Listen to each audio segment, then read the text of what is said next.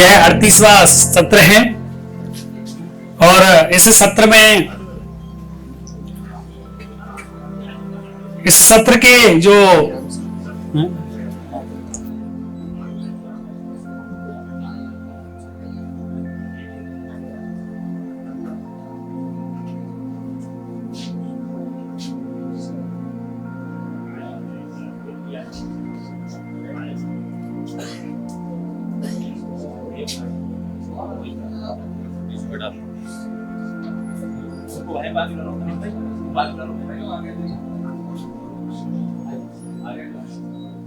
इधर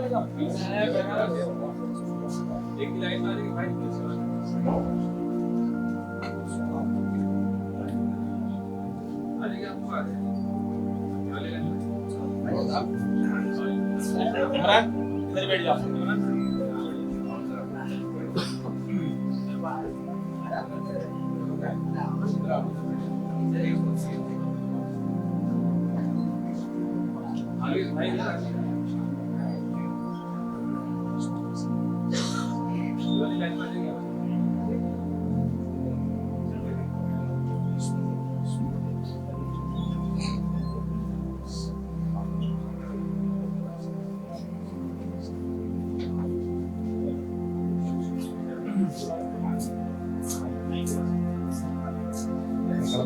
आपको कुछ दिखेगा नहीं, मजा आएगा। नहीं फ्रेम बना हुआ है तो ये पोडियम लगा नहीं, छठ कुछ नहीं, हमारे देश में सबसे अधिक नियम निष्ठा के साथ मनाए जाने वाले त्योहारों में से एक है, जिसमें खान पान से लेकर वेशभूषा तक हर बात में पारंपरिक नियमों का पालन किया जाता है। छठ पूजा का अनुपम पर्व प्रकृति से और प्रकृति की उपासना से पूरी तरह जुड़ा हुआ है। सूर्य और जल महापर्व छठ की उपासना के केंद्र में है, तो और कंदमूल इनकी पूजन विधि से जुड़ी अभिन्न सामग्रियां हैं। आस्था के इस महापर्व में उगते सूर्य की उपासना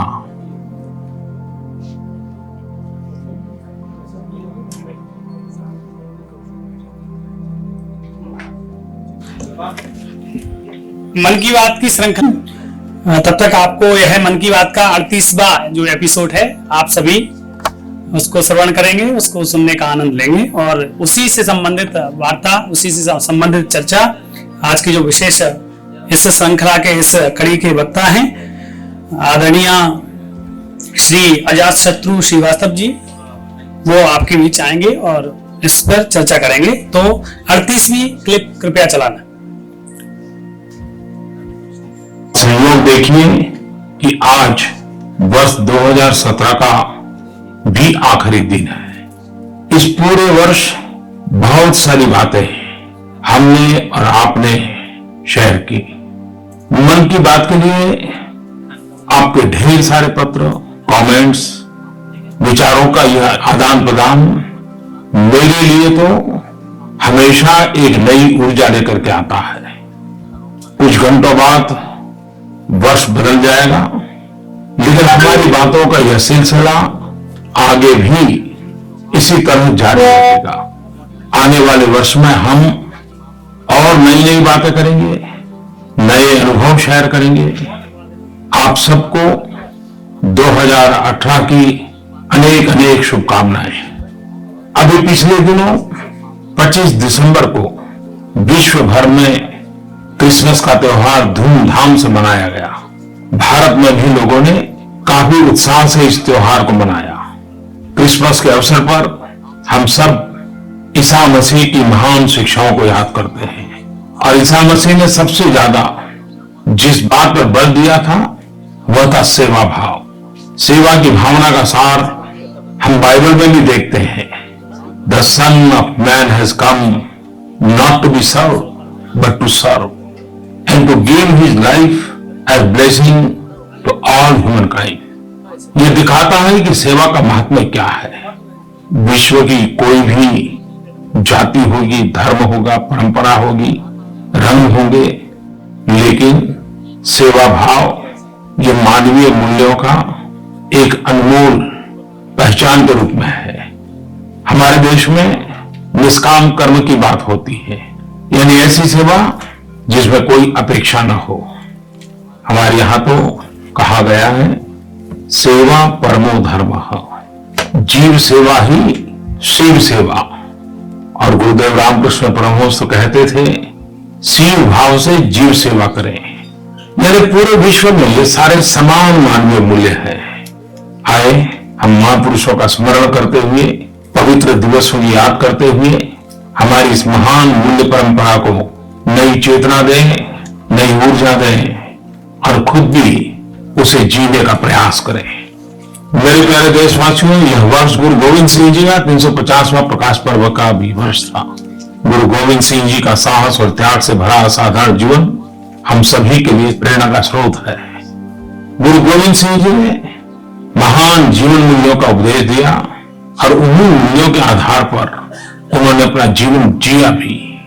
एक गुरु, कवि, दार्शनिक, महान योद्धा गुरु गोविंद सिंह जी ने इन सभी भूमिकाओं में लोगों को प्रेरित करने का काम किया। उन्होंने उत्पीड़न और अन्याय के विरुद्ध लड़ाई लड़ी, लोगों को जाति और धर्म के बंधनों को तोड़ने की शिक्षा दी। इन प्रयासों में उन्हें व्यक्तिगत रूप से बहुत कुछ गंवाना भी पड़ा, लेकिन उन्होंने कभी भी देश की भावना को जगह नहीं दी। जीवन के हर पल में प्रेम, त्याग और शांति का संदेश कितनी महान विशेषताओं से भरा हुआ उनका व्यक्तित्व था। यह मेरे लिए सौभाग्य की बात रही कि मैं इस वर्ष की शुरुआत में गुरु गोविंद सिंह जी की 350वीं जयंती के अवसर पर पटना साहिब में आयोजित प्रकाशोत्सव में शामिल हुआ।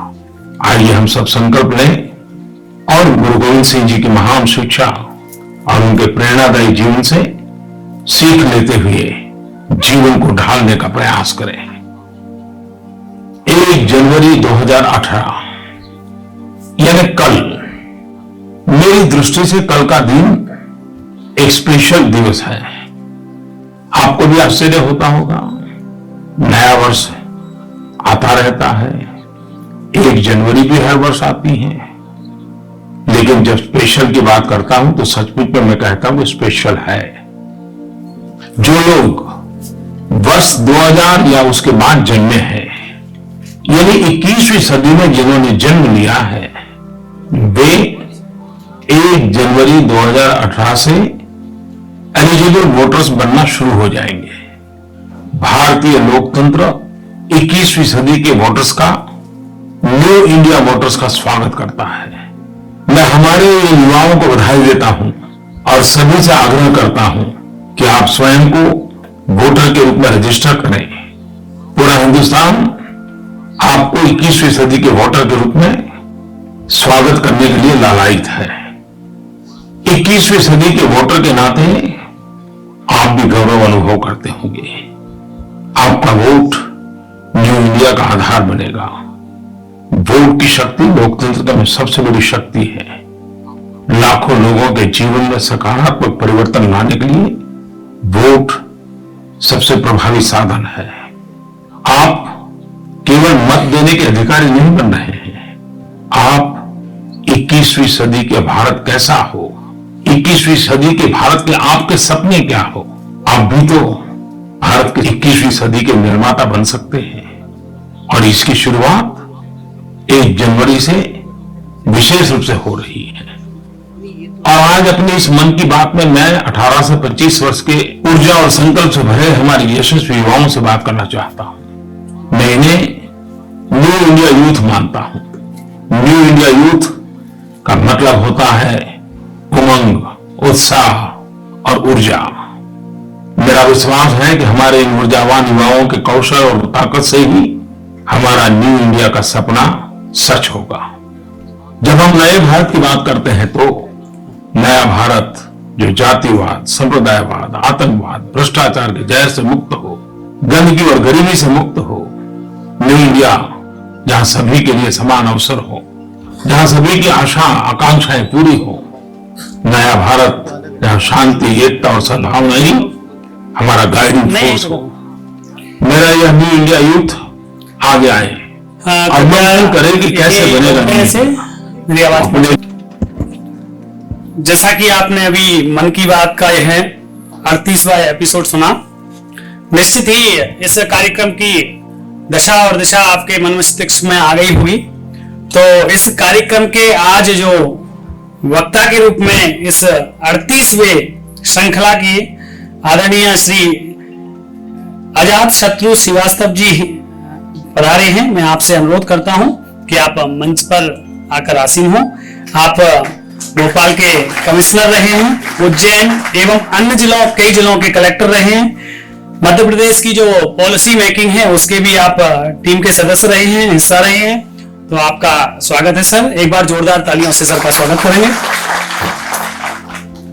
साथ ही मैं बड़े ही आदर के साथ बुलाना चाहता हूं आज के कार्यक्रम की अध्यक्षता कर रहे प्रोफेसर डॉक्टर ताजवर एम खान जी, जो कि चेयरमैन हैं Kushabhau Thackeray nursing college and hospital. जोरदार तालियों से सर का भी स्वागत करेंगे। इस श्रृंखला में प्रत्येक अभी तक 37 एपिसोड हो चुके हैं, ये 38वां है और प्रत्येक का एक क्रम है। उस क्रम में आपने सबसे पहले 38वीं जो मन की बात है उसको सुना।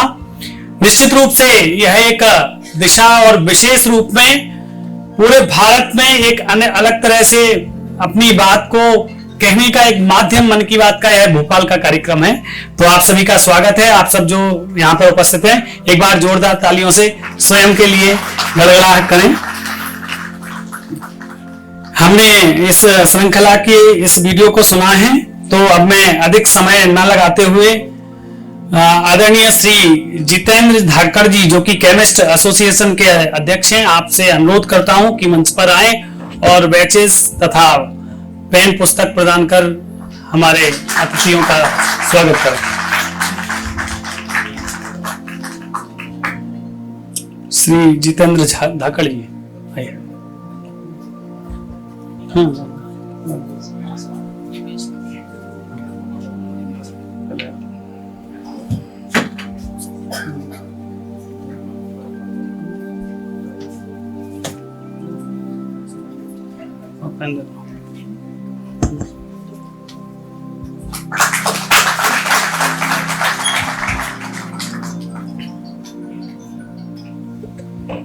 साथ ही साथ हमारे जो अध्यक्ष के रूप में उपस्थित हैं डॉक्टर ताजवर जी, आप पूर्व प्रेसिडेंट रह चुके हैं रोटरी क्लब वेस्ट भोपाल के। आज बड़ा ही सौभाग्य है कि आप इस कार्यक्रम के अध्यक्ष के रूप में हमारे बीच में हैं, उपस्थित हैं।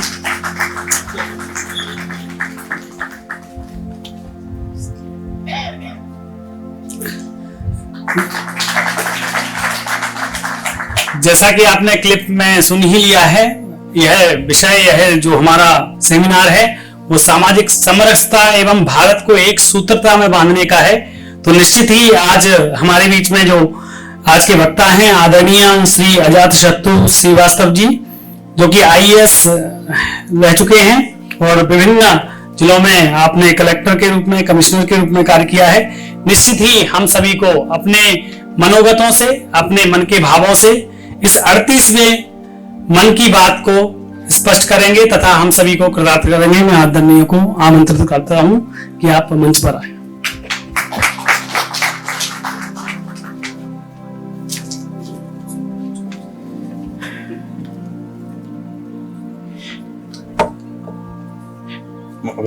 आदरणीय डॉक्टर साहब, यहाँ पे उपस्थित सभी साथियों, सबसे पहले तो मैं इस कार्यक्रम की थोड़ी सी रूपरेखा से आप लोगों को अवगत कराना चाहूंगा, क्योंकि ये कार्यक्रम अपने आप में बड़ा यूनिक कार्यक्रम है और ये Guinness book of world record में ये कार्यक्रम शामिल होने जा रहा है। और इस कार्यक्रम में आप सब लोगों की सहभागिता, आप लोगों की भागीदारी सबके लिए बड़े खुशी और गर्व की बात है। ये मन की बात, जैसा आपको मालूम है कि माननीय प्रधानमंत्री जी ने जो 3 अक्टूबर 2014 से प्रारंभ किया था और हर महीने के आखिरी संडे को वो इस कार्यक्रम को रेडियो के माध्यम से इसको टेलीकास्ट होता है, ये ब्रॉडकास्ट होता है रेडियो के माध्यम से। उस कार्यक्रम के अभी तक लगभग 104 एपिसोड हो चुके हैं। तो ये बात विचार में आई, उस विचार की जो टीम थी उसमें मैं भी एक छोटा सा सदस्य था, और उसमें एक चीज ये तय हुई कि जो 104 कार्यक्रम हुए हैं जो प्रधानमंत्री जी ने मन की बात कही है, वो उसके विषय वस्तु इतने इंपॉर्टेंट और इतने यूजफुल हैं कि उन कार्यक्रमों के उन एपिसोड के बारे में एक विहंगम चर्चा होनी चाहिए। तो उसमें यह तय हुआ, आप जैसे देख रहे हैं नॉट आउट 100, कि ये 23 तारीख को सुबह 8 बजे से शुरू हुआ है और नॉन स्टॉप ये प्रोग्राम चल रहा है। इसमें हर 1 घंटे का जो समय है वो प्रधानमंत्री जी के एक एपिसोड के लिए आइडेंटिफाई है, और अभी 38वां ये एपिसोड पे हम लोग चर्चा कर रहे हैं। और इसमें हर एपिसोड में वक्ता अलग है, ऑडियंस अलग है। तो हर ऑडियंस जो है वो कम से कम मिनिमम 100 लोगों का है, और इस तरीके के 100 घंटे का कार्यक्रम है। और सामान्यतः यहाँ पर दिन के समय में यदि आप लोग आते तो ये हॉल पूरा भरा रहता है। इसमें 100 से ज्यादा, 150, 200, 250 लोग जितनी कैपेसिटी है उससे ज्यादा लोग यहाँ पे रहते हैं। तो हम लोग का ऐसा अनुमान है कि इस कार्यक्रम में जो 23 अगस्त से प्रारंभ है, इसमें लगभग 15,000 से ज्यादा लोग और 27 अगस्त तक में शामिल होंगे। ये 27 अगस्त को जो प्रधानमंत्री जी का जो एपिसोड आएगा उसके साथ इसका समापन है। तो ये कार्यक्रम इस तरीके का है। रात में भी एक कार्यक्रम होता है, रात में भी ऑडियंस आता है। रात में पूरे 12 बजे, 1 बजे, 2 बजे, 3 बजे, 4 बजे, 5 बजे, हर घंटे का ये एक एपिसोड पे चर्चा होती है। उस पे एपिसोड में प्रधानमंत्री जी ने क्या कहा था, उस पे एक विषय वस्तु पर एक वक्ता अपनी बात कहते हैं, और उसमें क्या महत्वपूर्ण बात सामने आई है उन पे लोगों को रेखांकित किया जाता है। क्योंकि उद्देश्य ये है कि इस मन की बात को, जो कि टोटली नॉन पॉलिटिकल है, बिल्कुल गैर राजनीतिक कार्यक्रम है ये मन की बात प्रधानमंत्री जी का एपिसोड, वो सिर्फ देश के विकास की बात करते हैं। देश में नया भारत कैसे होना चाहिए, पूरे 140 करोड़ की जो जनसंख्या है, जो देश की जनसंख्या है, उसके विकास की बातें इसमें होती है। ये मन की बात के बारे में आप लोगों को जानकारी होगी। ये पूरे देश और विदेश में लगभग 60 भाषाओं में टेलीकास्ट होता है, जिसमें 22 भाषाएं और 29 बोलियां भारत की हैं, जो विभिन्न प्रकार की भाषाएं हैं। कश्मीर से लेकर कन्याकुमारी तक हर प्रदेश की अपनी अलग भाषा है। तो लगभग 22 भाषाओं में और 29 बोलियां हैं, उनमें टेलीकास्ट होता है, और 11 विदेशी भाषाओं में भी होता है। तो इतनी भाषाओं में ये लाइव टेलीकास्ट होता है। और एक स्टडी हुई थी कि मन की बात को एट ए टाइम सबसे ज्यादा एक बार में 23 करोड़ लोगों ने इसको रेडियो के माध्यम से सुना, और अभी तक जिन्होंने एक बार या एक से ज्यादा बार भी सुना हो, ऐसे लोगों की संख्या गिनी गई तो वो एक स्टडी के अनुसार पे लगभग 105 करोड़ के करीब लोग हो रहे हैं जिन्होंने पूरे विश्व में इस मन की बात के कार्यक्रम को सुना है। तो वैसे मन की बात का 38वें एपिसोड पे आज हम लोग चर्चा में हैं, और आपने प्रारंभ में उसका एक क्लिप सुनी होगी, एक छोटी सी क्लिप है। इसका जो पूरा कार्यक्रम है, 1 घंटे का जो कार्यक्रम होता है, उसमें 5 से 10 मिनट के करीब उनका एक एपिसोड, जो इस एपिसोड पे चर्चा होती है, इसका एक छोटा सा इंट्रोडक्शन लोगों को सुनाने के लिए रन किया जाता है, जिससे लोग उससे कनेक्ट हो सकें। उसके बाद में वक्ता द्वारा उस एपिसोड में प्रधानमंत्री जी ने क्या कहा था, वहां पर उस पर चर्चा क्यों करते हैं। सबसे पहले तो अपन कार्यक्रम के विषय की बात करें। जो टाइटल है, टाइटल अपने आप में बहुत सुंदर है। टाइटल है मन की बात। मन की बात में हमारे यहाँ पे एक मुहावरा चलता है, हम सब लोग जानते हैं कि मन के हारे हार है, मन के जीते जीत। यानी यदि आपने मन में ही आपने नेगेटिव थॉट आ गया, मन में ही आप में ये भाव आ गया कि हम कुछ नहीं कर सकते, हम तो पराजित हैं, हम तो किसी प्रकार की असफलता नहीं है, हम असफल व्यक्ति हैं, तो आप तो मन के सोच से ही हार गए। आप बिना कोई कर्म किए हुए ही तभी हार गए यदि आपने मन में ये थॉट ला दिया कि साहब हम तो हार रहे हैं। और मन के जीते जी, यदि मन में आपके पॉजिटिव थॉट है, मन में आप में कंस्ट्रक्टिव थॉट है, तो आप उस मन के भाव के अनुसार पे यदि काम करने जाएंगे तो आपकी जीत की पूरी संभावना है। इसलिए इसका जो टाइटल है मन की बात, वो समझने की बहुत ज्यादा जरूरत है कि प्रधानमंत्री जी के इस मन की बात के आपने जितने भी एपिसोड सुने, जो कोई भी एपिसोड सुने, उसमें हमेशा वो पॉजिटिव बात करते हैं, वो हमेशा कंस्ट्रक्टिव बात करते हैं। वो कभी इसमें राजनीतिक बात नहीं करते, कभी इसमें वो कोई शिकायत नहीं करते, किसी प्रकार का उसमें निगेटिविटी नहीं है। वो इस पूरे मन की बात में यदि आप सुने तो नए भारत की बात कर रहे हैं, वो विकसित भारत की बात कर रहे हैं। भारत कैसे होना चाहिए 2047 में, उसका वो विजन लेकर आ रहे हैं, उसकी बात कर रहे हैं। देश में एकता कैसे हो, देश में सांप्रदायिक सद्भाव कैसे हो, देश में जो बुराइयां हैं, जो कुरीतियां हैं, उनको कैसे खत्म किया जाए, उसकी बात कर रहे हैं। तो ऐसे वो मन की बात का भाव इस उनके पूरे 104 एपिसोड में है। उदाहरण के लिए जब हम 38वें एपिसोड की में आते हैं तो आप यदि उनको देखें तो ये सिर्फ प्रधानमंत्री जी के मन की बात नहीं है, पूरे देश के मन की बात है। हम आप सब लोग क्या चाहते हैं? हम आप सब लोग जीवन में खुशहाली चाहते हैं। हम अपनी व्यक्तिगत खुशहाली सबसे पहले चाहते हैं। मैं गलत कह रहा हूं? हर कोई चाहता है कि उसके बच्चे अच्छा पढ़ें, बच्चे आगे बढ़ें, विकसित हो, उनमें संपन्नता आए, उनमें कोई शिकायत, उनमें कोई तकलीफ ना हो, अस्वस्थ ना हो, यही अच्छा विकास काम हो, निर्माण काम हो। यह हमारे मन की बात है। किसी से भी पूछेंगे भाई आप क्या चाह रहे हो, तो हम यही कहेंगे कि हम खुशहाल रहें। जब पूरे 140 करोड़ खुशहाल होंगे तो देश खुशहाल होता है। हर व्यक्ति का यदि खुशहाल है तो वो मन की बात है, जहां पे वो पूरे 140 करोड़ की खुशहाली की बात कर रहे हैं। मन के बात के एपिसोड को यदि मैंने सुना और समझा तो मुझे समझ में आया कि प्रधानमंत्री जी के एपिसोड में कुछ सर्टेन सेगमेंट्स हैं। उस सेगमेंट्स के माध्यम से वो देश के विकास और देश को जोड़ने की बात करते हैं। उस सेगमेंट में जो सबसे पहला उनका रहता है हमेशा, वो ये कि जिस महीने का उनके, चूंकि हर महीने के आखिरी संडे को उनका कार्यक्रम ब्रॉडकास्ट होता है, तो उसमें जो भी हमारे देश में किसी भी धर्म के 30 त्योहार निकले हैं, उन त्योहारों की बात करते हैं। जैसे अभी हमने आप सुना कि ये जो एपिसोड था ये 31 दिसंबर 2017 को ब्रॉडकास्ट हुआ था। दिसंबर के महीने में 2 महत्वपूर्ण त्योहार आते हैं। एक क्रिश्चियंस का आता है जीसस क्राइस्ट का 25 दिसंबर को, वो इसमें जीसस क्राइस्ट की 25 दिसंबर की बात कर रहे थे।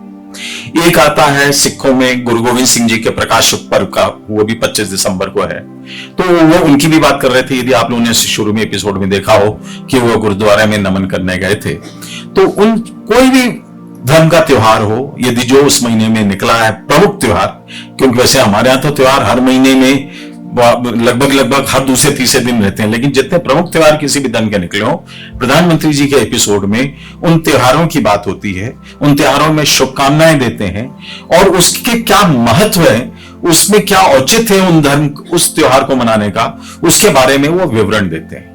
तो इस प्रकार वो देश से कनेक्ट होने की बात करते हैं मन की बात में, कि देश के 140 करोड़ लोग चाहे किसी भी त्योहार, किसी भी धर्म के हों, किसी भी संप्रदाय से हों, उनके साथ में कैसे जोड़ना है, ये उनके जो एपिसोड, मन की बात का जो एपिसोड होता है, उसका एक महत्वपूर्ण इंग्रेडिएंट होता है, जिससे वो सब ऐसे लोगों से जुड़ सके।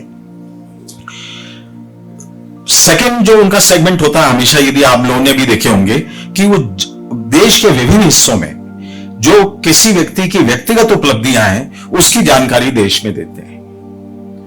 आपने देखा होगा कि किसी ने कोई कृषि में काम किया है, किसी ने कोई स्पोर्ट्स में काम किया है, किसी ने आर्ट में काम किया है, किसी ने किसी प्रकार के क्राफ्ट में काम किया है। तो ऐसे 5-7 एपिसोड वो देश के विभिन्न हिस्सों के देते हैं। वो इसलिए दिखाते हैं कि लोगों को बताते हैं कि ये व्यक्तिगत जो उपलब्धियां हैं, यदि सब लोग इस तरीके से प्रेरित हों तो उसका जो फायदा है वो पूरे समाज को मिलेगा, पूरे देश को मिलेगा। इस एपिसोड में यदि आप विस्तृत रूप से जाएंगे तो उसमें उन्होंने 6 लोगों के बारे में जानकारी दी थी। एक उन्होंने उदाहरण दिया था मीनू भाटिया का, जिसकी बिटिया को एमबीए करने के लिए उसने एजुकेशन लोन लिया और एजुकेशन लोन से वो उनकी बिटिया, मीनू भाटिया जी की जो बिटिया है, वो एमबीए कर पाई। तो उनका उद्देश्य क्या है? उनका उद्देश्य यह है कि यह शिक्षा के लिए जो लोन दिए जा रहे हैं बैंक के और फाइनेंशियल इंस्टीट्यूशन के माध्यम से, इसकी जानकारी सबको मिल सके। जो सुन रहे हैं या बाद में पढ़ रहे हैं कहीं उनके बारे में, लेक्चर के बारे में, तो वो इस तरीके की टीचिंग है। जब वो कोई उदाहरण बता रहे हैं तो ये सामूहिक रूप से ये एक उसका उदाहरण देते हैं कि जिन लोगों को जानकारी ना हो कि हायर एजुकेशन के लिए लोन मिलता है, वो लोन बैंक्स द्वारा दिया जाता है। यदि किसी के पास में आर्थिक क्षमता ना हो तब भी अपने बच्चे को वो हायर एजुकेशन दिलवा सकते हैं। दूसरा एक उन्होंने उदाहरण दिया ज्योति वादे का। ये महिला के साथ में बड़ी एक ट्रेजेडी हुई। इनके हस्बैंड की अर्ली डेथ हो गई, यंग लेडी थी, लेकिन उस महिला ने बताया कि उनके हस्बैंड ने अपने जीते जी ₹1 प्रति माह का इंश्योरेंस कराया हुआ था। तो उसके अनफॉर्चुनेट जो डेथ हुई थी, लेकिन इंश्योरेंस कवरेज से उनके परिवार को जो आर्थिक दिक्कतें या आर्थिक समस्याएं खड़ी हो रही थी, उससे उसमें इंश्योरेंस से उनको मदद मिली। यह भी एक उदाहरण है सबके लिए कि इंश्योरेंस इस तरीके के हैं। ₹1 प्रति माह का इंश्योरेंस भी हो रहा है, जिसमें यानी साल के ₹12 देने इंश्योरेंस के। तो ये लोगों को जानकारी हो सके, उसमें लेडी का उन्होंने फिल्म भी दिखाई कि ये लेडी है जिनके साथ में ऐसे दुखद घटना हुई, लेकिन उन्होंने इंश्योरेंस कराया हुआ था, तो उसका फायदा उनके परिवार को मिला। क्योंकि हमको मालूम है कि कुछ तो अनफॉर्चुनेट डेथ समाज में होती ही है। हम रोज पढ़ते हैं कहीं एक्सीडेंट हो गया, कहीं कोई नेचुरल कैलेमिटीज आ गई, किसी को बीमारी से हो गया, तो इस तरीके की दुर्घटनाएं जीवन में, मानव जीवन में होती है।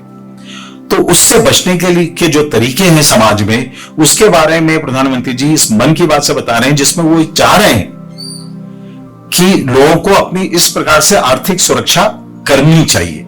ये सिर्फ एक उस महिला के बारे में जानकारी नहीं दे रहे हैं, यह उदाहरण बता रहे हैं कि सब लोग इसके लिए प्रेरित हों। फिर उन्होंने बताया कि साथ एक संतोष जाधव का उसमें टेलीकास्ट किया गया था कि रोड के निर्माण होने से गांव में व्यापार बढ़ा और उसको खुद का भी उसका बिजनेस में अपॉर्चुनिटीज ज्यादा क्रिएट हुई। यानी वो जो इंफ्रास्ट्रक्चर बन रहे हैं गांव में, शहरों में, उससे समाज को क्या फायदा हो रहा है, उसके बारे में एक साक्ष्य सहित एविडेंस बेस्ड इंफॉर्मेशन दे रहे हैं कि इंफ्रास्ट्रक्चर बनने में हम सबको इस प्रकार से सहयोग करना चाहिए, क्योंकि जो इंफ्रास्ट्रक्चर बन रहा है उस इंफ्रास्ट्रक्चर का फायदा समाज के सभी वर्गों को मिल रहा। किसी व्यक्ति विशेष के लिए वो इंफ्रास्ट्रक्चर नहीं बन रहा है, वो समाज के लिए बन रहा है और उसके अपने फायदे हैं। इस प्रकार के इंफ्रास्ट्रक्चर बनने में आप लोगों को मालूम है कि कई बार लोग विरोध करने लग जाते हैं, कई बार लोग कहने लग जाते हैं साहब हमको तो हमें क्या फायदा, लेकिन सामूहिक रूप से ऐसे इंफ्रास्ट्रक्चर का फायदा हो रहा है। इसका एक एग्जाम्पल वो लोगों को बता रहे हैं कि ऐसे जो देश में जितने भी ऐसे अधोसंरचनाएं बन रही हैं, उसमें हम सब लोग मिलकर उसकी मदद करें। एक उसमें हिमांशु आहूजा जी के बारे में वर्णन दिया गया था, जिन्होंने सेना में के शौर्य की तारीफ की थी कि सेना क्यों देश में जरूरी है और सेना होने से देश को सुरक्षा के क्या फायदे हो रहे हैं, ये उन्होंने बताया। एक इसी प्रकार से इंफ्रास्ट्रक्चर में सतीश भवानी ने बताया कि साहब पीने के पानी की समस्या का निराकरण होने से उनको घर में क्या फायदा हुआ। तो ये जो हमको इंफ्रास्ट्रक्चर बनाने में वो लगातार चीजों को प्रेरित कर रहे हैं। एक उन्होंने कश्मीर के बताया अंजुम बशीर खान खटक के बारे में। ये जो अंजुम बशीर खान खटक हैं, ये कश्मीर के रहने वाले हैं और 2017 में जम्मू कश्मीर प्रशासनिक सेवा की परीक्षा में इन्होंने प्रथम स्थान प्राप्त किया था। तो ये उनका कहना था कि यदि कोई इस तरीके जो बताना चाह रहे थे, जो उसके पीछे का हिडन मैसेज है कि यदि कोई व्यक्ति अच्छे से पढ़े, मेहनत करे, तो वो जीवन में कैरियर वाइज अपने को कितना राइज कर सकता है। और इन खटक के बारे में एक और महत्वपूर्ण था कि 90 में वहां पर आतंकवादी हमले में इनके परिवार को बहुत बड़ी विपत्ति झेलनी पड़ी थी, परिवार का बहुत नुकसान हुआ था, लेकिन उसके बाद में भी अंजुम ने अपनी पढ़ाई नहीं छोड़ी, पढ़ाई उन्होंने निरंतर रखी और 27-28 साल की एज में जब उन्होंने पीएससी की परीक्षा दी, जम्मू कश्मीर पीएससी का एग्जाम दिया, उसमें उन्होंने टॉप किया।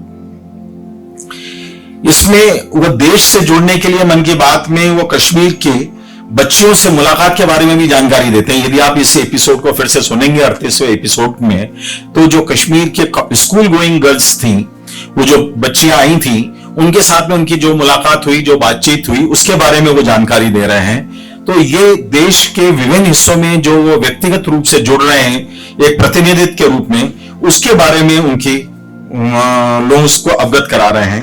क्योंकि प्रधानमंत्री जी का यह मानना है, जो मन की बात में शेयर करना चाह रहे हैं, कि जब देश के हर नागरिक को कुछ ना कुछ उपलब्धि होगी तो समाज की प्रगति होगी, समाज की प्रगति होगी तो देश की प्रगति होगी।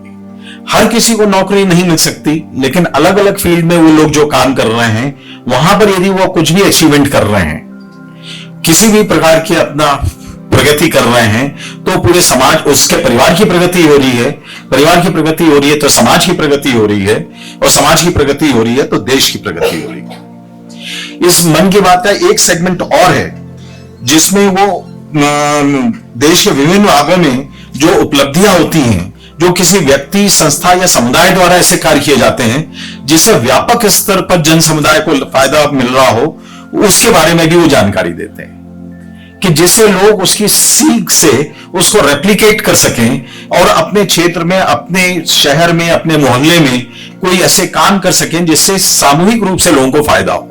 उसका उदाहरण उन्होंने दिया केरल के सबरीमाला मंदिर का। केरल के सबरीमाला मंदिर में आप लोगों को जानकारी होगी, वहां पे बहुत बड़ी संख्या में लोग दर्शन करने जाते हैं। वहां पे एक पुलिस ऑफिसर थे जिनका नाम प्रधानमंत्री जी ने लिया, उनका नाम था पी विजयन। वहां पर जब इतने लोग जाते थे लाखों की संख्या में, तो बड़ी गंदगी हो जाती थी। तो ये पी विजयन साहब ने, जो पुलिस ऑफिसर थे, वहां पर उसको सफाई के लिए उन्होंने व्यापक स्तर पर अभियान चलाया, और उससे लोगों को सामूहिक रूप से यह फायदा हुआ कि वहां पे सफाई होने लग गई है। हमारे यहां भी आपको मालूम है कि कितना बड़ा इज्तिमा होता है जिसमें लाखों की संख्या में लोग आते हैं, और इज्तिमा में भी अब मैं देख रहा हूं, पहले इज्तिमा में जिस तरीके से स्थिति होती थी, आज की तारीख में वहां पे बहुत चेंज आ गया। इज्तिमा के बाद में सब लोग वहां पे मिलकर उसका पूरी साफ सफाई कर देते हैं, उसका लोग नेतृत्व कर रहे हैं। तो वो साफ सफाई होने से आपको एकदम सुंदरता भी लगती है, जो लोग वहां पे रह रहे हैं, जो आ जा रहे हैं, उनके लिए एक सारी सुविधाएं हो जाती हैं। तो इस तरीके की चीजों को भी प्रधानमंत्री जी अपने मन की बात के कार्यक्रम में लोगों को जानकारी देते हैं। उनके एपिसोड में, जो उनके जितने भी मन की बातें के एपिसोड हैं, उसमें एक चीज पर और बहुत ज्यादा जोर होता उनका, वह है स्वच्छ भारत अभियान का। स्वच्छ भारत अभियान प्रधानमंत्री जी ने 2 अक्टूबर से प्रारंभ किया था 2014 से, और उस स्वच्छ भारत अभियान का आपको फायदा, भोपाल तो हमारा देश में दूसरे नंबर पे भी आता रहा है, हमारा इंदौर जो शहर है वो देश में पहले नंबर पे स्वच्छता में आ रहा है। लेकिन ये जो शहर प्रथम या द्वितीय स्थान पे आ रहे हैं, ये अकेले नगर निगम के बलबूते से नहीं है, लोगों के सामूहिक सहयोग के कारण है। लोग वहां पे सहयोग करते हैं, साफ सफाई में सहयोग करते हैं, घर के बाहर अपनी गंदगी नहीं होने दे रहे हैं, उसके कारण ये शहर स्वच्छ और सुंदर दिखाई दे रहे हैं।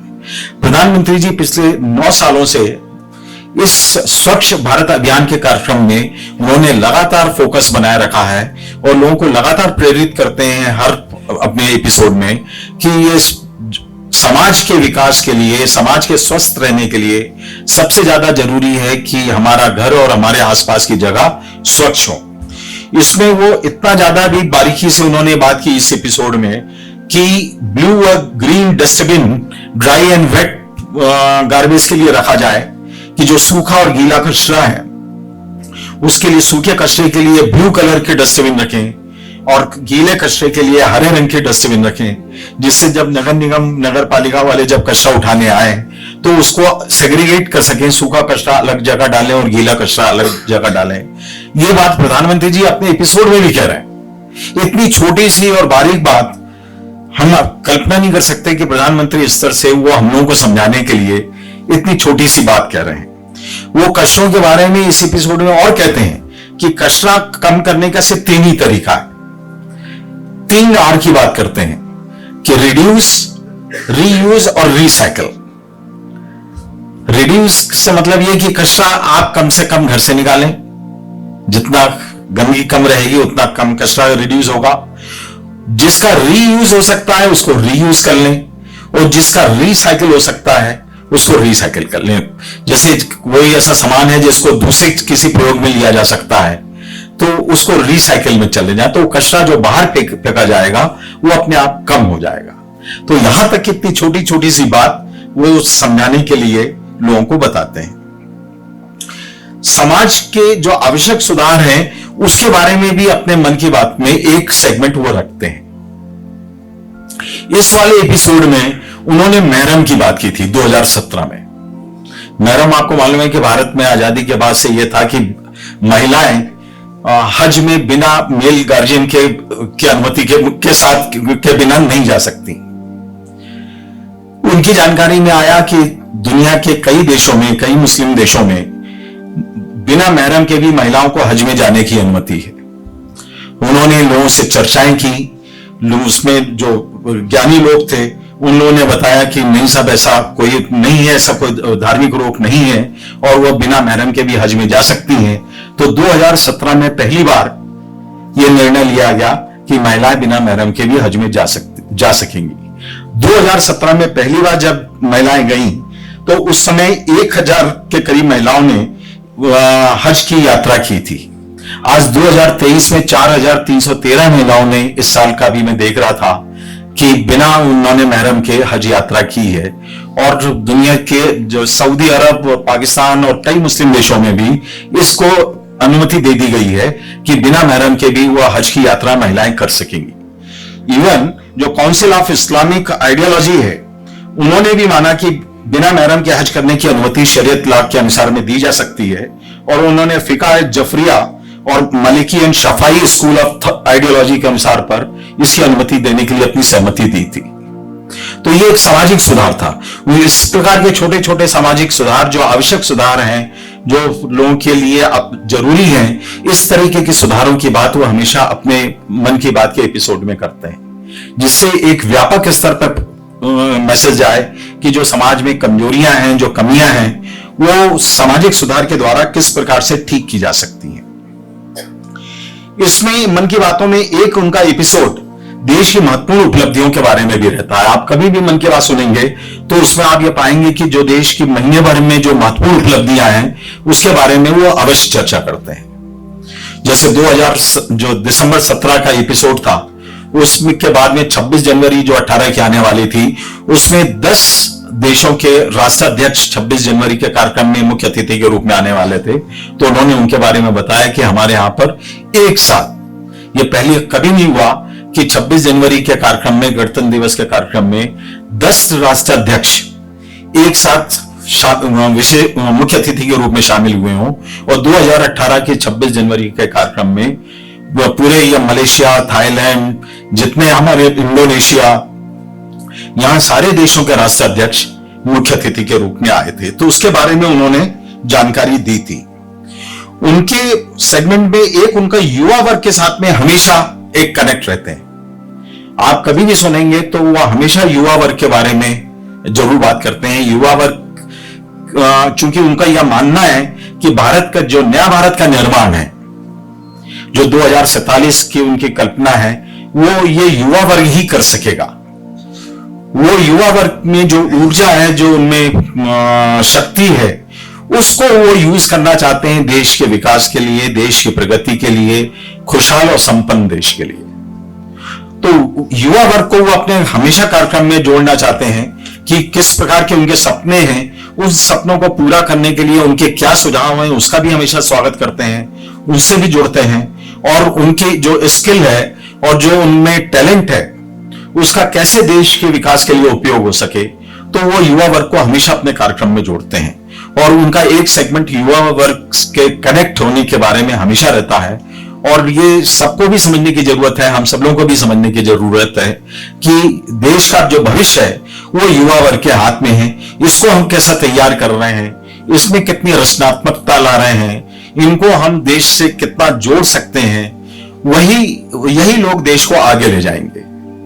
तो वो एक हमको लेसन है, एक हमको मैसेज है कि हम अपने घर के युवा को, अपने मोहल्ले के युवा को, अपने शहर के युवा को किस तरीके से खुद से जोड़ें, खुद से कैसे कनेक्ट करें, उनको कैसे उनके सपनों को पूरा करने में उनकी मदद करें, उनकी ऊर्जा का कैसे सदुपयोग किया जाए। वो एक जो मैसेज है जिसको हमको कैच करने की जरूरत है और उसको हमको समझने की जरूरत है। ये मन की बात का सबसे उनका इंपॉर्टेंट सेगमेंट रहता है युवा वर्ग के लिए। और उसी युवा वर्ग में उन्होंने उन युवा वर्ग के लिए, उन युवाओं के लिए भी कहा था जो नए वोटर बन रहे थे। क्योंकि 1 जनवरी 18 ये 31 दिसंबर 17 का था और 1 जनवरी 18 को 18 वर्ष में कई नए बच्चे वोटर बनने जा रहे थे। उन बच्चों के बारे में उन्होंने मैसेज दिया। उनके बारे में उनका यह कहना था कि यदि देश के लोकतंत्र को जिंदा रहना है तो आपको वोट जरूर देना चाहिए। वो लोकतांत्रिक प्रणाली के अपने विश्वास को व्यक्त कर रहे थे कि इसको, लोकतंत्र को, भारत के संविधान को बचाए रखने के लिए युवा वर्ग को लोकतंत्र से जुड़ना बहुत जरूरी है। और उन्होंने ये अपने भाषण में नहीं कहा कि इस पार्टी को वोट देना है, उन्होंने कहा आपको वोट देने जरूर जाना है। यह उनका कनेक्ट था कि वो युवा वर्ग से उनके जो सपने हैं, युवा वर्ग से जो उनका जुड़ाव है, वो ये है कि वो देश के लोकतंत्र में यदि पार्टिसिपेट करेंगे, लोकतांत्रिक प्रणाली में पार्टिसिपेट करेंगे, तो देश में अपने आप ही प्रगति और देश में शांति और सौहार्द आएगा। क्योंकि लोकतंत्र ही वो तरीका है जो देश में विभिन्न प्रकार की समस्याओं का निराकरण कर सकते हैं। इसलिए उन्होंने अपने भाषण में इसको लगातार बात कही थी। आखिर के उनके हमेशा जो एपिसोड रहते हैं उसमें भविष्य का नया भारत कैसे होगा उसके बारे में उन्होंने अपने सपना बताया था। और वो हमेशा कहते हैं कि नया भारत में जातिवाद, संप्रदायवाद, आतंकवाद, भ्रष्टाचार के जहर से मुक्त होना चाहिए। किसी भी प्रकार का ऐसी चीजें जो देश को विभक्त करें, जो देश को तोड़ें, जो देश के विकास को रोकें, उससे निजात पाना बहुत जरूरी है। गरीबी और भुखमरी से स्वतंत्र देश प्रगति कर सकेगा। जो उनका पूरा युद्ध है वो गरीबी और भुखमरी के विरुद्ध में इस एपिसोड में रहता है, जिसमें हम सब लोगों को वो गाइड करते हैं। उस सबके वो समान अवसर की भी बात करते हैं। प्रधानमंत्री जी के एपिसोड में, इस एपिसोड को सुने या और भी मैंने एपिसोड सुने, वो हमेशा कहते हैं कि देश में प्रगति तभी हो सकेगी जब सबको समान अवसर मिलेंगे। यदि किसी के अवसर में अवरोध हो रहा है तो उसको अपने संवैधानिक प्रक्रिया से उसका निदान होना बहुत जरूरी है। उसके लिए जो प्रक्रियाएं दी हुई हैं, जो प्रोसीजर है, यदि किसी के साथ में अन्याय हो रहा है तो उनकी अपेक्षा है कि उसी के तरीके से, संवैधानिक प्रक्रिया से यदि किसी का अन्याय होता है तो उस अन्याय को समाप्त होना चाहिए। और इसके लिए जरूरी है कि देश में एक सद्भाव बने, एक शांति हो, एकता हो, भाईचारा हो। ये उनके मन की बात का यदि हम निचोड़ निकालें, मन की बात में वो क्या कहना चाहते हैं, यदि हम उसको कैटेगरी वाइज डिवाइड करें, उसमें ये सारी कैटेगरीज आती हैं जो हमारे नए भारत के निर्माण के लिए, जो उनके सपने हैं, जो उनकी सोच है, उसमें हमको कैसे आगे बढ़ना है, वो यह मन की बात का यथार्थ और निचोड़ है जो मैं आपके सामने रखना चाह रहा था। कि इसमें अब आगे के कार्यक्रम में यदि आप लोगों में से कई बहुत सारे लोगों ने सुना भी होगा, और अपेक्षा ये है जो इस कार्यक्रम का मंशा है कि मन की इस कार्यक्रम को हम सामान्य लोगों के साथ में और ज्यादा कनेक्ट कर सकें। आज भी कनेक्ट हैं, लेकिन लोगों को इसकी इंपॉर्टेंस समझ में आए, इसका महत्व समझ में आए, इसका विषय वस्तु समझ में आए, इसलिए ये सारी चर्चाएं हो रही हैं। और इसलिए ये जो सेमिनार है, नॉन स्टॉप सेमिनार है, ये सेमिनार सामने रखा गया है कि इन कार्यक्रमों से हम देश को आगे कैसे बढ़ा सकते हैं, प्रधानमंत्री जी की मंशा को और बात को हम कैसे आगे रख सकते हैं, ये इसका निचोड़ है। ये इस बारे में हम कहना चाह रहे हैं। आप लोगों के मन में कोई प्रश्न हो, कोई पूछना चाह रहे हो इस मन की बात के संदर्भ में, तो जरूर मैं बताना चाहूंगा। जी, प्रधानमंत्री आवास योजना जो है ग्रामीण में सब जगह है, महानगरों में योजना के बारे में अपन मन की बात पे आए हैं मन की बात में आए, तो वो योजना के बारे में अलग से नहीं है जानकारी। सर, जी, मैं ये कहना चाह रहा हूँ कि अपने हिंदुस्तान में लिटरेसी रेट मुस्लिम में बहुत कम है जी, उसको किसी तरह उसको बढ़ाना चाहिए। आपने बहुत अच्छी बात कही। ग्रेजुएशन में भी 3% है सिर्फ। आपने बहुत अच्छी बात कही। प्रधानमंत्री जी के हर एपिसोड में उनके जो मुख्य विषय हैं वो शिक्षा है, जी, शिक्षा है, स्वास्थ्य है, उस बारे में वो हमेशा लगातार कहते हैं, रोजगार है, स्किल डेवलपमेंट है। पर यह हम सब लोगों को जो मन की बात है, यह हम लोगों को भी प्रेरणा देने के लिए, जो शासन कर रहा है, जिस प्रकार के विभिन्न विभागों द्वारा कार्रवाई हो रही है, लेकिन इसमें समाज को भी आगे आना पड़ेगा, इसलिए मन की बात आई। सर, उसी कड़ी में जब गैस कांड हुआ था तो मैंने एक छोटा सा स्कूल खोला था ताकि गैस पीड़ित उसमें पढ़ सकें, विधवा महिलाओं को जो कॉलोनी है उसके करीब मैंने स्कूल खोला है और मैं कंप्यूटर शिक्षा और बहुत सारी शिक्षाएं दे रहा हूं उनको। आज मुझे बहुत अच्छा रिजल्ट मिल रहा है। बहुत अच्छी बात है, बहुत अच्छी बात। तो इस प्रकार का प्रयास हर किसी को करना है, ये मन की बात की मंशा है।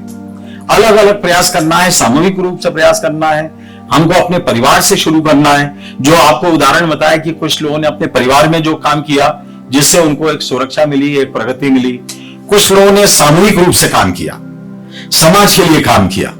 प्रधानमंत्री जी दोनों को अप्रिशिएट कर रहे हैं। वो ये नहीं करें कि आपने सिर्फ अपने व्यक्तिगत घर के लिए किया, क्या कौन सी बड़ी बात होगी।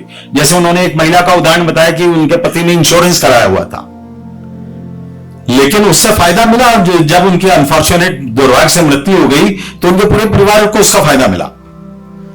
एक महिला ने अपनी बच्ची के पढ़ाई के लिए बैंक से लोन लिया और उसने एक हायर एजुकेशन प्राप्त किया। तो जो इंडिविजुअल भी प्रयास कर रहा है वो उदाहरण मन की बात में बता रहे हैं, और सामूहिक भी बता रहे हैं कि सामूहिक रूप से भी हमको करना चाहिए, तभी समाज आगे बढ़ता है। तो यह हम सब लोग साथ में मिलकर आगे बढ़े, हम सब लोग सामूहिक रूप से प्रयास करें। यह मन की बात की मंशा है। यह मन के संदर्भ में वो प्रधानमंत्री जी कहना चाह रहे हैं, अपनी मन की बात कह रहे हैं, वो भीतर से हृदय की बात बता रहे हैं कि हमको देश को आगे बढ़ाना है। वो किसी प्रकार की कोई राजनीति की बात नहीं कर रहे, वो किसी भी प्रकार का कोई किसी की बुराई नहीं कर रहे हैं। उनके पूरे 104 एपिसोड में यदि आप पढ़ें या सुने, उसमें किसी की बुराई नहीं है, किसी के बारे में उनका शिकायत नहीं है।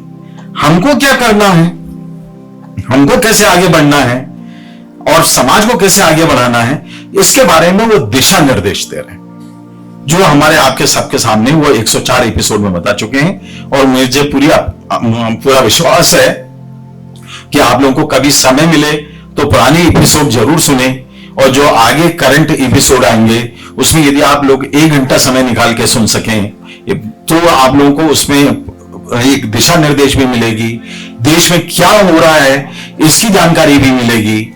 उनके मन की बात में आप ध्यान दीजिएगा कि वो प्रदेश के जम्मू कश्मीर से कन्याकुमारी तक के हर प्रांत के बारे में अलग अलग बात करते हैं, हर समाज को जोड़ने की बात करते हैं।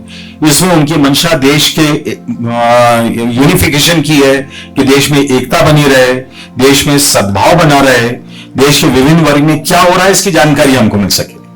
हमको बहुत सारी जानकारी सोशल मीडिया और प्रिंट मीडिया और इलेक्ट्रॉनिक मीडिया के माध्यम से मिलती रहती है, लेकिन उसमें कौन सी जानकारी सही है कौन सी गलत है इसके बारे में कई बार हमको डाउट बना रहता है। और ज्यादातर न्यूज जो सोशल मीडिया में आती है वो कई बार नेगेटिव भी रहती है, लेकिन जब प्रधानमंत्री जी जब बात करते हैं तो ऑथेंटिक बात करते हैं, और सामान्यतः ऐसे उदाहरण को वो टेलीविजन के माध्यम से लाइव दिखाते भी हैं कि वहां पे क्या हो रहा है। प्रधानमंत्री जी लाइव नहीं रहते, उनका चेहरा नहीं दिखता, लेकिन वहां पर जिसने काम किया है, जिसने उपलब्धि हासिल की है उसके बारे में उसको दिखाते हैं, उसकी क्या बात है वो बताते हैं। तो मध्य प्रदेश के भी कई उदाहरण आपने भारत प्रदर्शनी में देखे होंगे, जिसमें मध्य प्रदेश के उन्होंने जो उल्लेख किया है उसके बारे में जानकारी है। तो इस तरीके की बातें इन एपिसोड के माध्यम से आती हैं। तो यदि आप लोग इन कार्यक्रमों में शामिल होंगे, इनको देखेंगे, तो आपको बहुत आनंद भी आएगा और सब लोगों के लिए एक मार्गदर्शन भी मिलेगा। आप सब लोगों को बहुत बहुत धन्यवाद। और अध्यक्ष जी बहुत बहुत धन्यवाद आदरणीय, आपने अपने विचार इस तरह से संप्रेषित किए, संवाहित किए कि हम सभी ने जो अपने मन के विचार या अपने के मन की जिज्ञासा आपके समक्ष रखी, आपने उसका समाधान किया। निश्चित रूप से आदरणीय श्री अजात शत्रु श्रीवास्तव जी जो कि वरिष्ठ IAS हैं, हमारे समक्ष इन्होंने इस एपिसोड को पूर्णतः से अच्छे ढंग से हम सभी के समक्ष किया, उसके लिए एक बार पुनः उनके लिए जोरदार तालियां। इसी श्रृंखला में मैं आज की जो अध्यक्षता कर रहे हैं हमारे प्रोफेसर आदरणीय डॉक्टर ताजवर एम खान जी, जो कि चेयरमैन हैं Kushabhau Thackeray nursing college and hospital के। मैं आपसे अनुरोध करता हूं कि आप भी इस कार्यक्रम, इस श्रृंखला में अपने 2 शब्द कहें। आदरणीय। नमस्कार। अजास्टर सर ने इतना अच्छा एक्सप्लेनेशन दे दिया मन की बात का कि राइट फ्रॉम 1 से लेके 104 तक सबको क्लियर हो गया कि उसमें क्या है। यहाँ पर मैं 2 बात कहना चाहता हूँ। आप लोगों से ये रिक्वेस्ट है कि जिन लोगों ने सारे एपिसोड ना देखे हो वो जरूर देखें। पर ये मन की बात की उत्पत्ति हुई कहाँ से? मन की बात की उत्पत्ति हुई एक सिंपल थॉट से। एक थॉट क्या होता है आप उसको समझ सकते हैं। अगर आप देखें जो वर्ल्ड के 7 वंडर है, भले चाहे वो ताजमहल हो, भले चाहे वो एफिल टावर हो, भले चाहे वो स्टेच्यू ऑफ लिबर्टी हो, इसकी शुरुआत कहाँ से हुई थी? एक थॉट था, किसी ने सोचा कि हम ऐसा करें, वो ऐसा हो गया। तो ये मन की बात का थॉट जो मोदी जी के दिमाग में आया था, ये आया था 12 मई 1998 को। वो हिमाचल से लौट रहे थे, किसी एक ढाबे पे रुक के ट्रेवल कर रहे थे, तो उन्होंने चाय पी। तो चाय पीने वाले ने उन्हें एक लड्डू खिलाया। तो उन्होंने पूछा, भाई ये लड्डू मुझे क्यों खिला रहे हो? बोले नहीं, आज खुशी का दिन है। बोले किस बात की खुशी है? बोले आज भारत ने बम फोड़ा। तो उनको समझ में नहीं आया। उन्होंने पूछा कि भारत ने कौन सा बम फोड़ा? तो बोले अटल जी ने आज परमाणु परीक्षण किया। तो उन्होंने कहा कि भाई मैं तो आरएसएस का प्रचारक हूं और हिमाचल पे घूम रहा हूं, तुम्हें कैसे पता चला? बोले मैंने रेडियो पे सुना। तो उस पल ही माननीय प्रधानमंत्री जी के मन में आया कि मैं अगर भविष्य में कुछ बना तो इस रेडियो के माध्यम को बनाऊंगा। तो 12 मई 1998 से मन की बात की शुरुआत हुई, जो आज तक जारी है। अब मैं, क्योंकि समय बहुत कम है, काफी सारी बातें तो सर बता चुके हैं आपको, सिर्फ इस मंच के माध्यम से प्रधानमंत्री तक एक बात पहुंचाना चाहता हूं कि सेंचुरी तो कई लोग बना लेते हैं, आप डबल सेंचुरी बनाइए मन की बात की, और 2034 में हम दोबारा से इकट्ठा होंगे। Thank you. बहुत बहुत धन्यवाद आदरणीय। आपने अध्यक्षीय भाषण में निश्चित रूप से इसकी जो संकल्पना कहां से मन की बात की आई उसको स्पष्ट किया आपने। आप दोनों ही महानुभावों को बहुत बहुत हृदय से इस कार्यक्रम की ओर से, आयोजन समिति की ओर से, आदरणीय डॉक्टर राघवन शर्मा जी हमारे बीच में हैं, जो कि इस मन की बात कार्यक्रम के सूत्रधार हैं, संयोजक हैं। मैं आदरणीय से अनुरोध करूंगा कि 2 शब्द आप अवश्य कहें।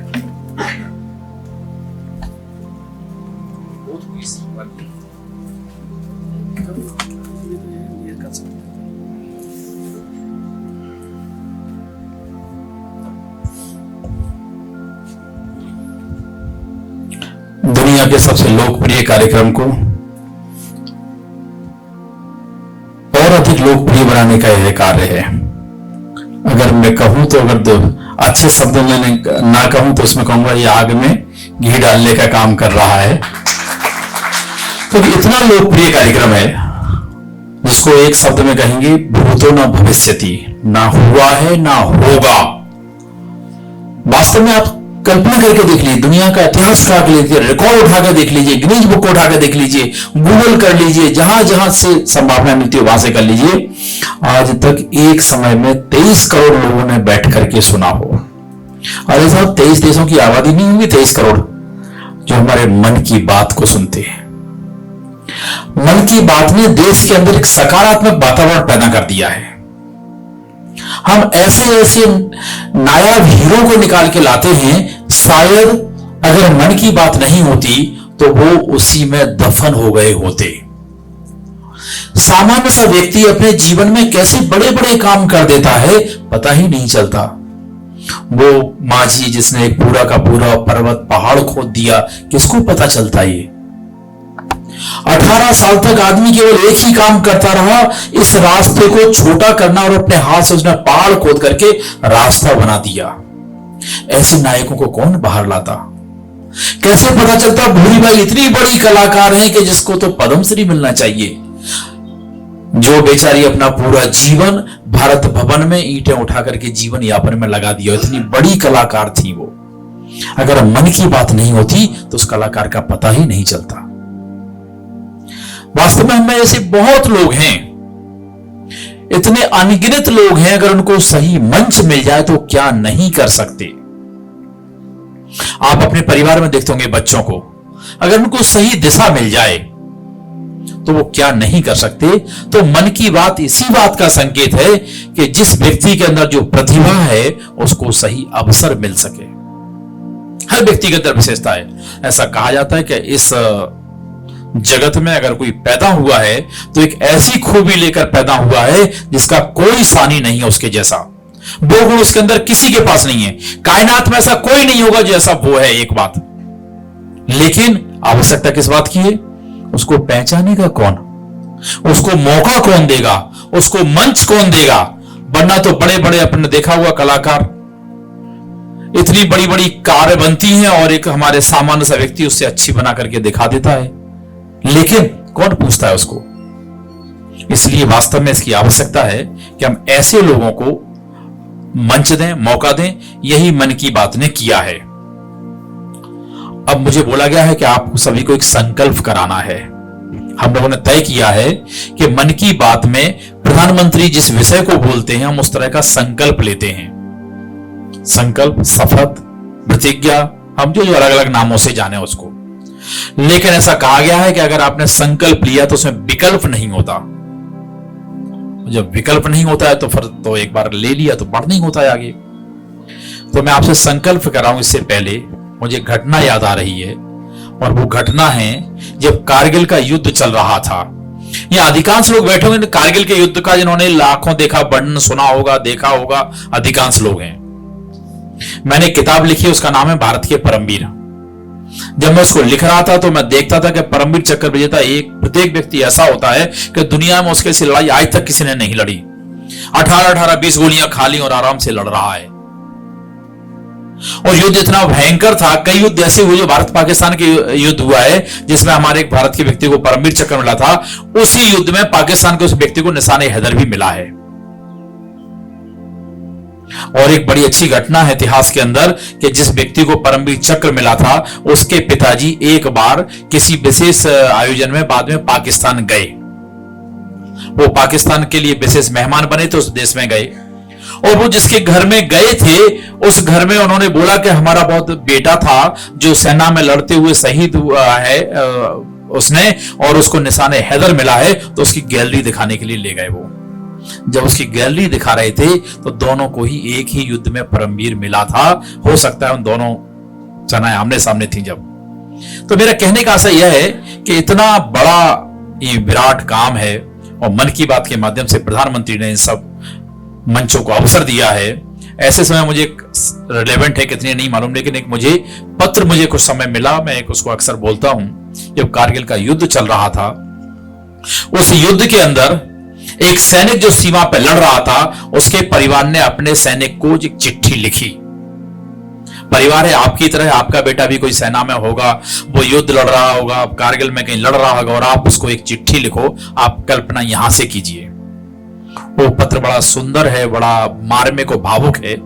उसमें है, अम्मा ने खत लिखा है, अम्मा ने खत लिखा है चाव से, पुत्र मेरा दूध न ल जाना, 1 इंच पीछे मत हटना, चाहे इंच इंच कट जाना। अम्मा ने खत लिखा है चाव से, पुत्र मेरा दूध न ल जाना, 1 इंच पीछे मत हटना, चाहे इंच इंच कट जाना। घर परिवार कुशल है मुन्ने, गांव गली में हलचल है, द्रास और करगिल की घटना से कदम कदम पर चहल पहल है। ज्वालामुखी दिलों में धधके, आंखों में अंगारे हैं, और अर्थियों के पीछे जय भारत के नारे हैं। यह केवल खत नहीं लाडले, यह केवल खत नहीं लाडले, घर भर का संदेश समझ, एक एक अक्षर के पीछे तेरा पूरा देश समझ। आगे अपेक्षा क्या करता है परिवार से? परिवार क्या चाहता है उस सैनिक से? सैनिक यही कहता है कि हम इसलिए सुरक्षित हैं, मेरा देश सुरक्षित रहे, मुझे अपने प्राणों की आहुति देना पड़े। तो वो कहते हैं, धवल बर्फ की चादर पर तुम, धवल बर्फ की चादर पर तू, लहू से जय हिंद लिख आना बेटे, 1 इंच पीछे मत हटना, चाहे इंच इंच कट जाना।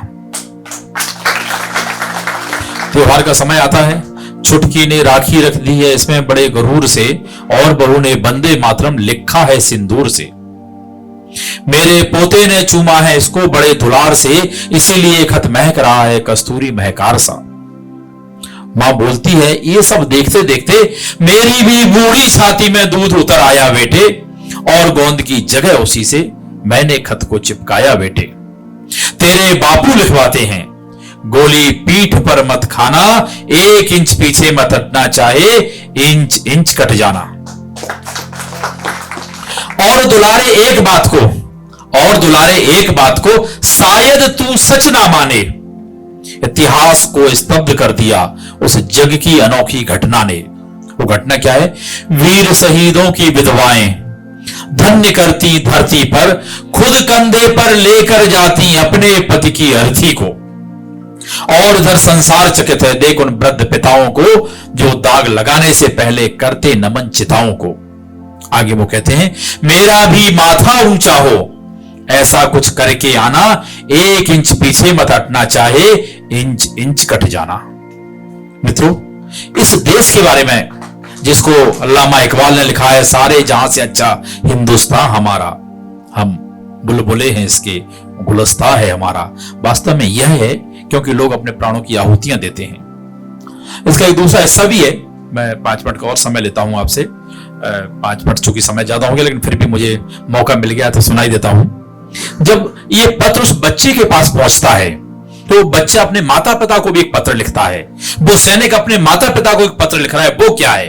वो बोलता है, मां तुम्हारा लाडला अभी अभी युद्ध में घायल हुआ है।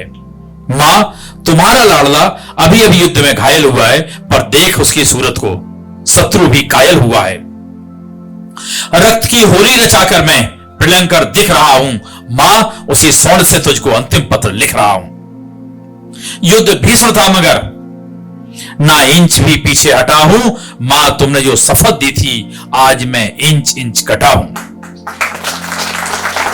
एक गोली बक्स पर थोड़ी देर पहले ही लगी है, एक गोली बक्स पर थोड़ी देर पहले ही लगी है। मां कसम दी थी जो तुमने मुझे, आज मैंने पूर्ण की है। छा रहा है सामने लो आंख के आगे अंधेरा, छा रहा है सामने लो आंख के आगे अंधेरा, दिख रहा है इसमें मुझे बस एक नूतन सवेरा। कह रहा है शत्रु भी जिस तरह तू सैदा हुआ है, लग रहा है किसी सिंगनी के पेट से पैदा हुआ है। यह ना सोचो मां कि मैं चिर निद्रा लेने जा रहा हूं, मां तुम्हारी गोद में फिर से जन्म लेने आ रहा हूं, मां तुम्हारी गोद में फिर से जन्म लेने आ रहा हूं। और वास्तव में यह पंक्तियां जिसके लिए लिखी थी, मैं 2 मिनट में एक पंक्ति में उसका भी बोलता हूं। अंतिम उसके शब्द हैं, जाऊंगा खाली हाथ मगर ये दर्द साथ ले जाऊंगा, ना जाने किस दिन मेरा भारत आजाद वतन कहलाएगा। उनके एक मित्र, उनका नाम है राम प्रसाद बिस्मिल। तो वो कहते हैं कि बिस्मिल हिंदू हैं, कहते हैं आऊंगा आऊंगा, आकर के भारत माता तुझको आजाद कराऊंगा। जी करता है मैं भी कह दूं, मजहब में बंध जाता हूं, मुसलमान हूं, पुनर्जन्म की बात नहीं कह पाता हूं, मगर खुदा मिल जाए तो अपनी झोली फैला दूंगा और जन्नत के बदले बस एक पुनर्जन्म ही मांगूंगा, जिससे भारत माता तुझको आजाद करा सकूं। मित्रों, ये भारत है, ये देश की संस्कृति है। इसको गंगा यमुना संस्कृति कहते हैं, इसको भारत माता कहते हैं। तो वास्तव में यही मन की बात की संकल्पना, अवधारणा है। आप सभी का बहुत बहुत धन्यवाद। आदरणीय अजाशत्रु भाई साहब का, जिन्होंने इतनी अच्छी तरह से हम सबको जानकारी दी। आदरणीय डॉक्टर साहब का।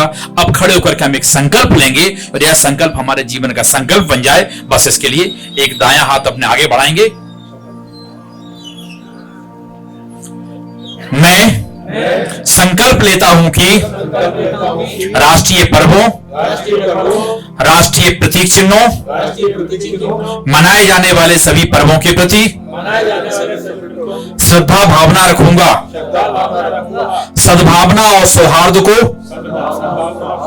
बढ़ावा देने हेतु प्रयासरत रहूंगा और इस संकल्प का आजन्म पालन करूंगा। भारत माता की, भारत माता की। बहुत बहुत धन्यवाद।